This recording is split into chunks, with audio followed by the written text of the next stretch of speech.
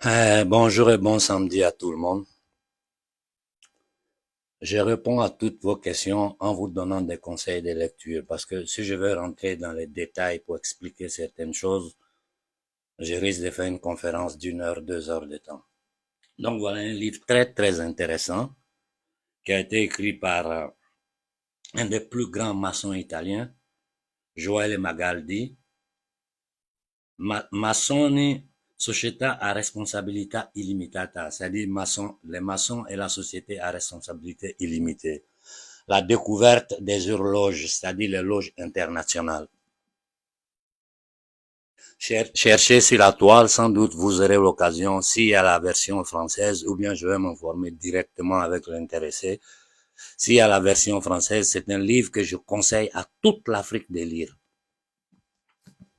Quant, quant au symbolisme maçonnique, voilà l'histoire initiatique de toutes les sociétés secrètes.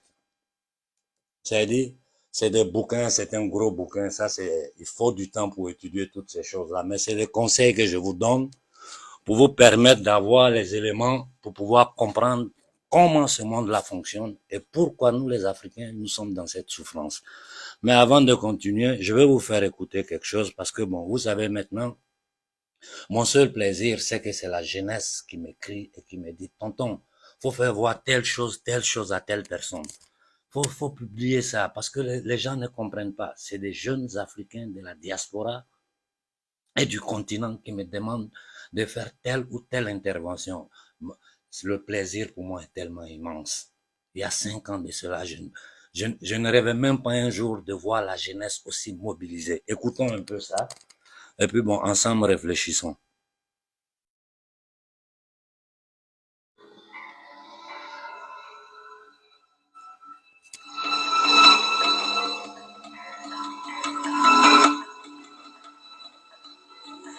Nous, assassins économiques, sommes les réels responsables dans la création du premier véritable empire global. Et nous travaillons de nombreuses façons différentes. Mais peut-être que la façon la plus commune est que nous identifions un pays détenant des ressources, comme le pétrole. Alors nous arrangeons un énorme prêt pour ce pays auprès de la Banque mondiale ou l'une de ses organisations sœurs. Mais l'argent ne va jamais réellement au pays. À la place, il est utilisé par nos grosses corporations pour construire des projets d'infrastructure dans ce pays. Centrales énergétiques, parcs industriels, ports, des choses qui profitent à quelques personnes riches de ce pays en plus de nos grosses corporations. Mais certainement pas à la majorité des gens du tout. Dans tous les cas, les gens, dans l'ensemble du pays, conservent une dette énorme. C'est tellement une grosse dette qu'ils ne peuvent payer. Et cela fait partie du plan. Donc, à un moment, nous, assassins économiques, revenons auprès d'eux et disons, écoutez, vous nous devez énormément d'argent. Vous ne pouvez pas payer votre dette. Alors vendez-nous votre pétrole à bon marché pour nos compagnies pétrolières. Permettez-nous de construire une base militaire dans votre pays. Ou envoyer des troupes pour supporter les nôtres à un endroit du monde comme l'Irak. Ou voter avec nous dans le prochain vote aux Nations Unies pour que leurs compagnies d'électricité deviennent privatisées, ou leurs eaux et systèmes de canalisation soient privatisés et vendus aux sociétés états-uniennes ou autres sociétés multinationales. Donc, il y a une multitude de choses et manières typiques dont le FMI et la Banque mondiale travaillent. Ils mettent un pays en dette, et cette dette est si grosse qu'elle ne peut être remboursée. Après quoi, elle offre de financer à nouveau cette dette et se faire payer plus d'intérêts. Et vous demandez ce quiproquo, que vous appelez conditionnalité, terme du FMI désignant certaines exigences ou bonne administration, ce qui signifie qu'ils doivent vendre leurs ressources, incluant plusieurs de leurs services sociaux, leurs sociétés de maintenance, leur système scolaire, parfois leur système pénal, leur système d'assurance à des sociétés étrangères. Donc c'est un double, triple, quadruple renvers dévastateur. Le besoin d'un tueur à gages économique est né au début des années 50, alors que Mossadegh venait d'être élu démocratiquement en Iran. Il était considéré comme l'espoir pour la démocratie dans le Moyen-Orient et considéré comme l'homme de l'année selon le Time Magazine. Une chose qu'il a apportée et fini par appliquer était que les compagnies pétrolières étrangères devaient payer le peuple iranien bien plus pour leur pétrole qu'elles ne le faisaient et que les Iraniens devaient profiter de leur propre pétrole. Politique étrange. Nous n'avons pas aimé cela, bien sûr. Mais nous étions anxieux de faire ce que nous faisons normalement, qui est d'envoyer les militaires. À la place, nous avons envoyé un agent de la CIA, Kermit Roosevelt, un parent de Teddy Roosevelt. Et Kermit y alla avec quelques millions de dollars. Et cela fut très, très efficace. Et dans un court laps de temps, il réussit à faire renverser Mossadegh et fit entrer le Tchad d'Iran pour le remplacer, ce qui a toujours été favorable au pétrole. Et c'était véritablement efficace.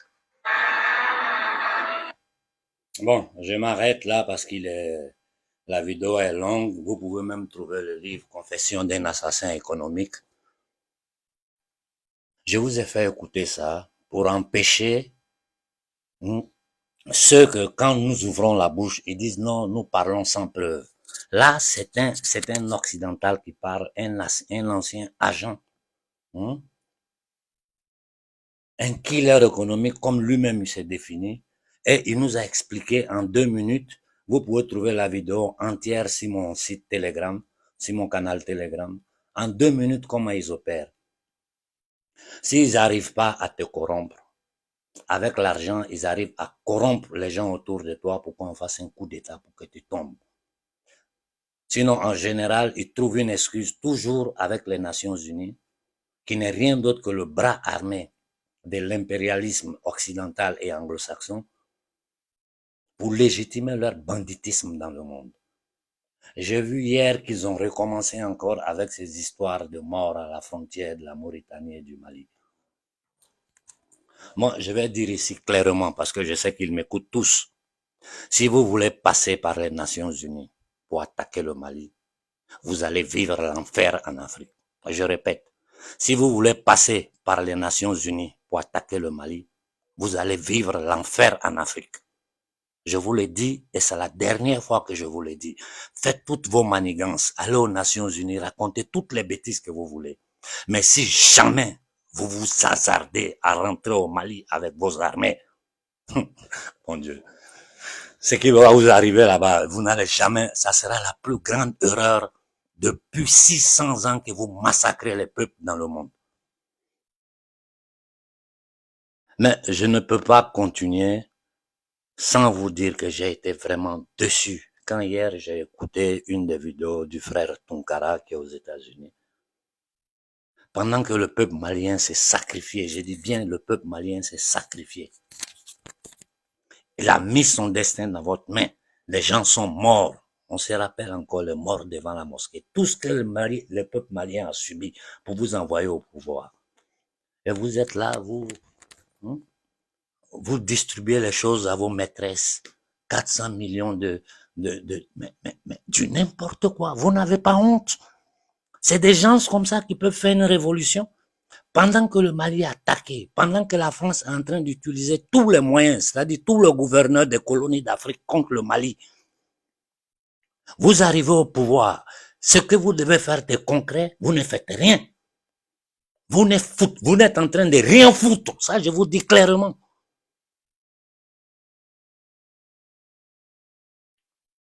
Et puis, on se rend compte que les gens sont en train de faire la belle vie pendant que les Maliens sont dans des problèmes. Je vous dis, vous les militaires, si le Mali pète, vous serez les responsables devant Dieu et devant les hommes. Je répète, si le Mali pète, vous serez les responsables devant Dieu et devant les hommes. Vous êtes à ce poste-là. C'est pas que vous avez fait quelque chose pour arriver là-bas. C'est le peuple qui s'est levé. Et c'est le peuple qui vous a légitimé. Si vous êtes encore sur pied aujourd'hui, là, c'est à cause de nous. Si nous vous abandonnons, demain vous tombez. Et c'est des choses qu'on ne dit pas en public, mais je suis tellement énervé, je vais dire, moi, on m'a proposé de vous abandonner.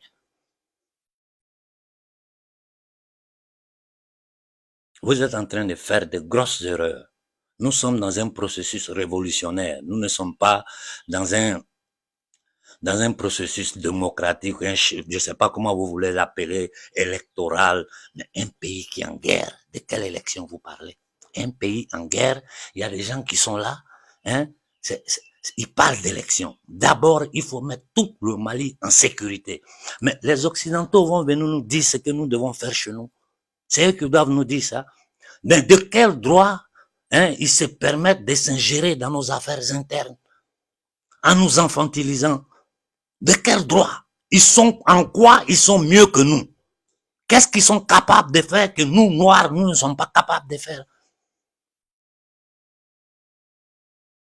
Et nos politiciens, c'est que ça dit, Les nègres des salons, les gouverneurs des colonies françaises d'Afrique et des colonies anglophones d'Afrique sont là, ils se baladent, ils vous racontent des bêtises. Voilà un témoignage clair de comment l'Occident se comporte dans le monde. Le témoignage de quelqu'un qui a fait ce travail-là toute sa vie. Et je conseille à tout le monde de lire ce bouquin-là. Vraiment, redresser la barre au Mali. Redresser la barre. L'Afrique vous regarde, le monde vous regarde. Vous n'avez pas droit à l'erreur. Si vous faites l'erreur, vous allez finir dans la honte et dans l'humiliation. Et votre nom va rester marqué, gravé dans l'histoire comme celui de Blaise Compaoré et de Ouattara. Je vous dis, on ne vous enlève pas notre soutien. Mais moi, je me tais et je vous observe. J'ai pris la parole ce matin pour nos frères du Burkina, avec qui j'ai eu à discuter. La dernière fois, quand ils sont sortis pour les manifestations, un de nos frères, Nestor, a été pratiquement violenté. J'étais au courant, je n'ai rien dit. J'attendais le bon moment pour prendre la parole. J'ai dit à Daniba, ce garçon-là, si quoi que ce soit lui arrive, toute l'Afrique sait que c'est toi. Assassin, traite, lâche, minable.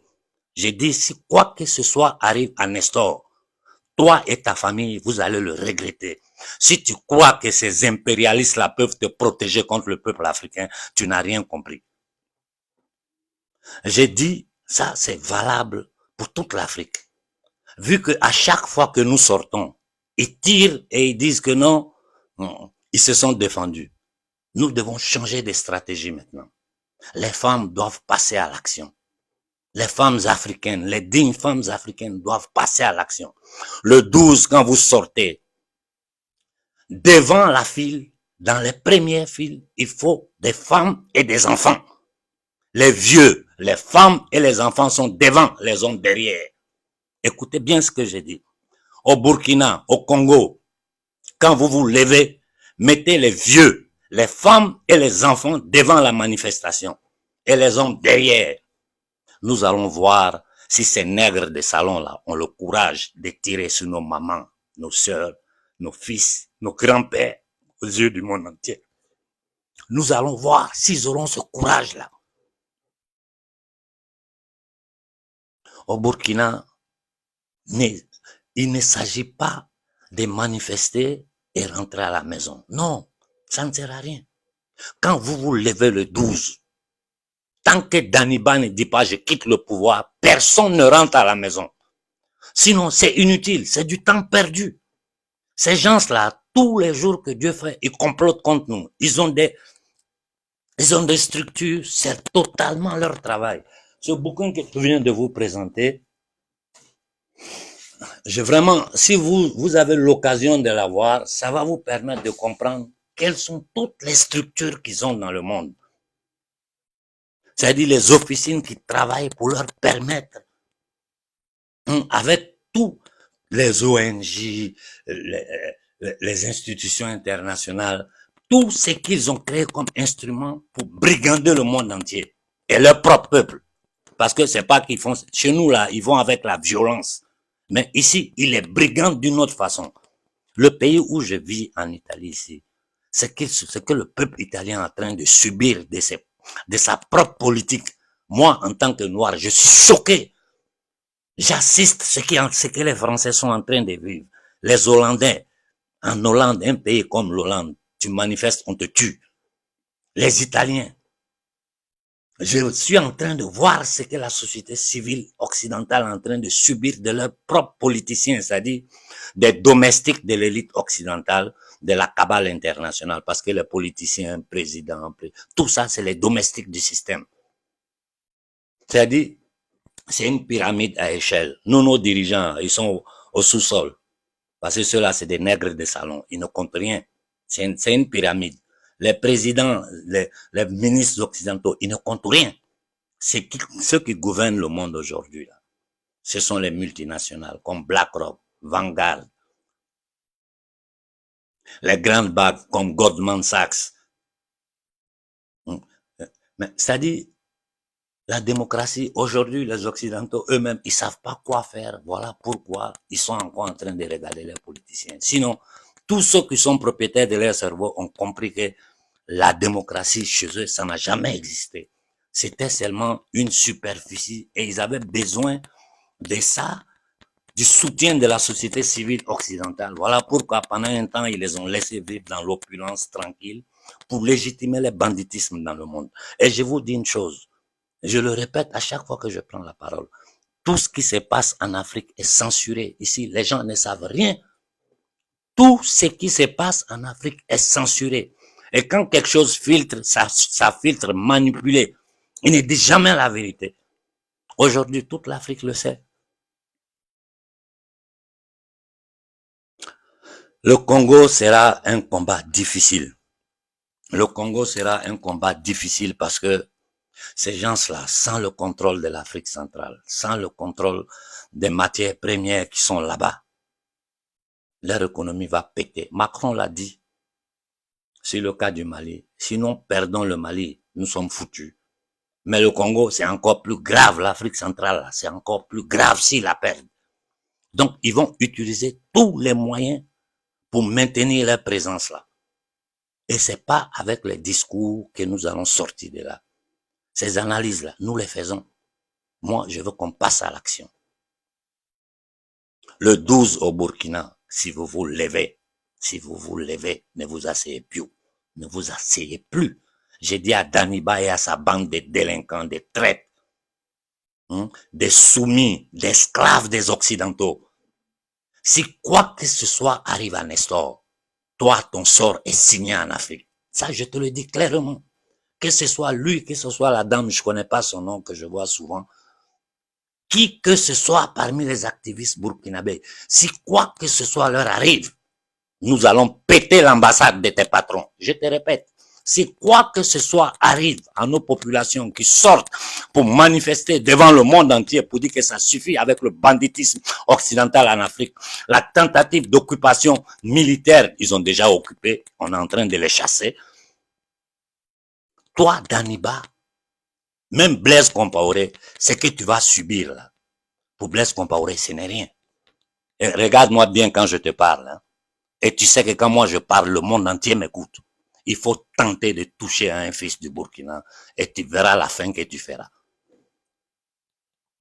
Vraiment, au Congo, les frères, votre cas là est compliqué. Hein. Ces gens-là, pour vous laisser, ça sera pas facile. On va verser du sang. Pour éviter de verser le sang, c'est-à-dire le moins de sang possible. Peut-être même, la seule solution, c'est que quand vous allez vous lever, mettez nos mamans devant. On va voir si ce maudit de Tshisekedi aura le courage, ou les Nations Unies, c'est-à-dire le temple mondial de la maçonnerie satanique, eugéniste, criminelle, auront le courage de tirer sur les mamans d'Afrique. Nous nous rappelons de la marche des femmes de Bassam. La marche des femmes de Bassam a été une action qui a permis d'avoir les fortes indépendances. Ça a été une action qui a fait reculer la France. Aujourd'hui, là, c'est nos mères, nos sœurs qui doivent être devant. Et vu que tout ce que vous faites, nous le faisons tourner sur l'international, le monde entier voit, il faut que le monde entier voit l'armée française, l'armée nazie américaine, les armées nazies occidentales, tuer les femmes et les enfants en Afrique. Vous allez voir la réaction de leur société. Ils n'auront jamais le courage de tirer sur nos mères parce qu'ils savent que s'ils le font, nous allons déclencher l'enfer en Afrique. Les multinationales vont tous partir. Je m'arrête là pour ce matin. C'est inutile de faire de longs discours. Ça, ce sont des petites idées que les jeunes Africains qui communiquent avec moi, comme le jeune frère sénégalais du Maroc qui m'a envoyé cette vidéo ce matin. Je l'ai dit, je l'ai posté 1000 fois, j'ai posté le livre. Mais comme vous me le demandez, je le ferai encore. Il faut que nous soyons honnêtes avec nous-mêmes. Nous vivons en état d'esclavage. Quand je vois le clown du Bénin, les Ouattara, tous ces voyous-là parler des fêtes d'indépendance, vous-même, vous voyez pas qu'ils se moquent de vous. Nous nous en prenons aux Occidentaux, mais nous devons nous en prendre avant de nous en prendre aux impérialistes. comme le cas de l'Iran, où ils ont fait sauter une personne qui leur demandait de payer correctement le pétrole des Iraniens pour faire vivre bien le peuple. Ils ont corrompu les gens, ils l'ont fait sauter et ils ont placé le chat. Qu'est-ce qu'ils ont fait en Côte d'Ivoire? C'est la même chose. Attaquer la Côte d'Ivoire, déporter Gbagbo Laurent à la cour pénale. Après 7 ans, ils l'ont relâché sans donner d'explication à Nessoun. Sans rien dire à personne. Vous tenez un être humain en esclavage, enfermé, vous le déportez, et après 7 ans, vous le libérez. Et l'assassin qui est venu au pouvoir sur les chars français, accompagné par des gens, c'est-à-dire c'est des pauvres cons, des ignorants, ce que vous appelez, ils appelaient comme quoi, Vecho, je sais pas quoi, c'est minable là. C'est des gens qui ont été manipulés au même titre que Soro a été manipulé. Mais je ne le cache pas, moi je ne suis pas dans les demi-mesures. Soro, c'est son ambition du pouvoir qui l'a fait finir là où il est fini. J'ai dit bien, c'est son ambition du pouvoir qui l'a fait finir là où il est fini. Je m'arrête là pour le moment. Le moment où Soro et moi, on va s'affronter, ça va arriver. Ce n'est pas dit que ça sera forcément un affrontement, je sais pas quoi. Je vais voir ce qu'il va dire aux Ivoiriens. Je vais voir ce qu'il sera capable de nous proposer. Et je vous jure que si c'est ce que nous voulons là, moi personnellement, je vais dire aux Ivoiriens, Aïe Sabari, laissez-le. Il a reconnu ses erreurs. Il a demandé pardon. Mais qu'il sache que tous ceux qui ont participé à la destruction de la Côte d'Ivoire sachent qu'ils vont payer tous un à un. Chacun va passer devant le peuple ivoirien. Aujourd'hui, tout le monde a compris. Ils ont utilisé les problèmes ethniques. Prendre un Burkinabé, l'envoyer en Côte d'Ivoire. Créer ces problèmes ethniques-là. Mettre les Ivoiriens les uns contre les autres. Tuer des Ivoiriens et placer ce criminel à la tête de la Côte d'Ivoire. Il a vendu toute la Côte d'Ivoire. C'est après son départ que tout va sortir. Il a vendu la Côte d'Ivoire aux étrangers. Les Ivoiriens sont étrangers sur eux. Aux frères du Tchad, j'ai bien reçu votre message.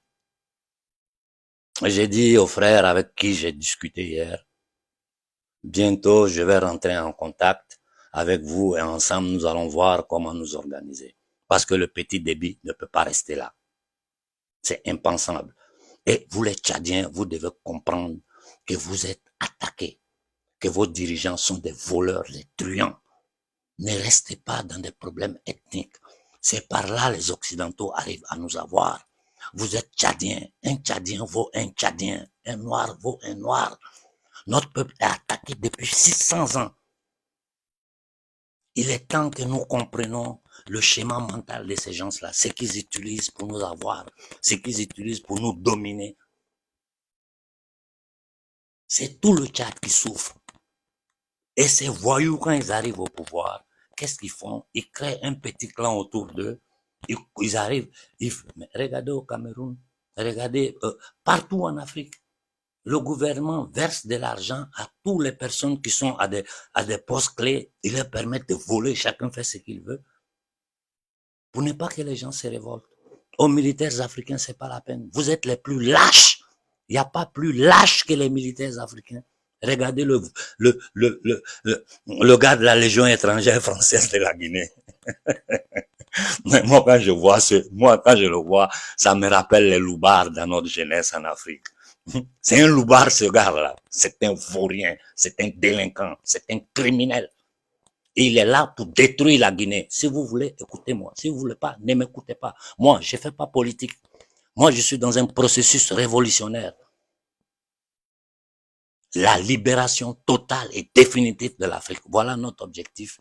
La création des États fédéraux d'Afrique. Regardez un peu. Au Conseil de sécurité des Nations Unies, nous n'existons pas. En fait des indépendances, on n'a pas le contrôle de notre économie. On n'a pas le contrôle de notre territoire. On a le contrôle de rien. Nos populations sont sans eau, sans courant, sans...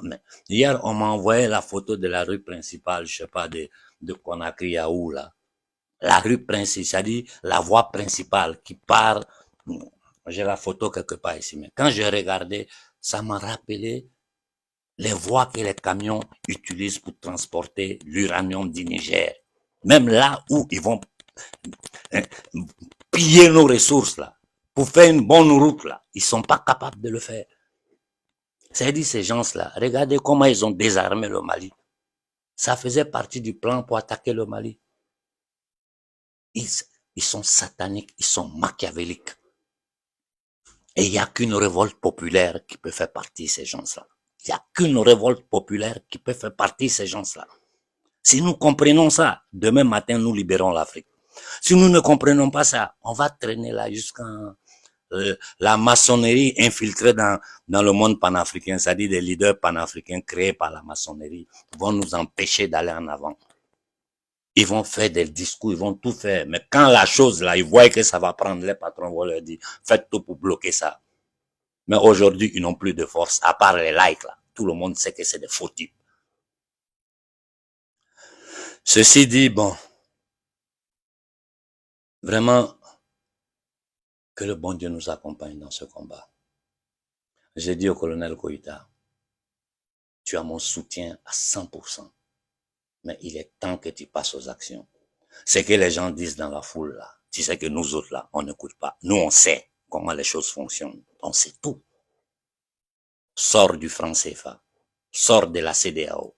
Aujourd'hui, encore aujourd'hui, même si de temps en temps nous te critiquons, encore aujourd'hui, tu sais que tu as tout notre soutien. Pose des actes. Tu vas voir comment l'Afrique va te remercier. J'ai dit à Choguel, personne ne touche. Personne ne touche à Choguel. Ça, mettez-vous ça bien dans la tête. J'ai dit, on m'a dit qu'il y a 150 ou bien je sais pas, plus d'une centaine de partis politiques au Mali. Mais une centaine de partis. Un pays de combien de millions d'habitants? Qu'est-ce que vous voulez faire? Vous tous là, vous êtes là pourquoi? Vous me faites pitié. Il n'y a pas de travail en Afrique. Donc, c'est par la politique. Aujourd'hui, le panafricanisme, tout le monde cherche sa petite nourriture. Bon, à part la rigolade. Au Burkinabé, le 12, quand vous vous levez, devant, il faut les vieux, nos anciens. Parlez à nos anciens. Il faut les vieux, nos mères, nos grandes-mères et nos enfants devant. C'est eux qui doivent être devant la manifestation. Nous verrons si Daniba aura le courage de les attaquer. Au Congo, je vous dis, surtout en Afrique centrale, vous devez comprendre une chose. Tant que des éléments comme Tshisekedi, Kagame, Bozizé seront là, vous n'aurez pas là. Vous n'aurez jamais la paix. Vous n'aurez jamais la paix. Nous devons arrêter d'écouter les discours de ces bandits occidentaux. C'est des bandits. Vous voyez comme dans les films western, là, quand ils attaquaient les diligences, là. C'est ce que les occidentaux nous font. Ils nous ont fait ça dans le passé. Quand ils sont venus au nom de la civilisation en Afrique, qu'est-ce qu'ils ont fait? Prenons le cas de l'Afrique centrale. Le roi Léopold II, quel crime il n'a pas commis en Afrique centrale? Il dit que toute cette terre-là, c'est pour lui. C'est ce que les anglo-saxons sont allés faire aux États-Unis. Éliminer les Indiens, les empoisonner, les tuer, tous prendre les terres. Ils sont là en Australie, ils ont fait la même chose avec les aborigènes.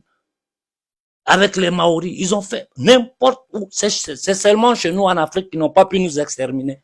Sinon, partout, ils sont partis, ils ont exterminé, ils ont pris le continent. Nous sommes à un tournant décisif de l'histoire humaine. Hier, il y a eu une interview de la Sakharov en italien fait par un reporter italien, Giorgio Bianchi, qui est une bombe. Je ne sais pas si j'aurai le temps de faire la traduction en français pour vous la faire écouter, mais je crois que toute l'Afrique doit l'écouter. Ceci dit, je vous souhaite tous bonne fin de semaine. Vous voyez que je suis très serein ce matin parce que je ne permettais plus à ces gens-là de me faire sortir. Ça vaut pas la peine. C'est un combat que nous avons déjà gagné. La jeunesse africaine, à moi aujourd'hui, c'est les jeunes qui me conseillent. C'est-à-dire, je suis tellement heureux quand je vois des jeunes tonton, faut faire voir ça aux Africains. Tonton, il y a ce truc-là. Les Africains, ça. Moi, quand je vois ça là, je dis mon travail est fini. Nous devons seulement les accompagner. Donc, à nos frères d'Afrique centrale, surtout du Congo, aujourd'hui là, Tshisekedi doit partir. Si quelqu'un vous tient un autre discours, il est en train de vous mentir. Votre problème, c'est Tshisekedi. Et j'ai dit aux militaires congolais, préparez-vous, faites ce qu'ils ont fait au Mali.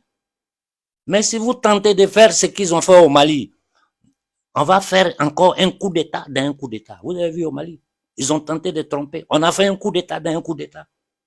Donc vous, les vrais patriotes, là, les vrais patriotes au Congo, là, faites sauter Tshisekedi.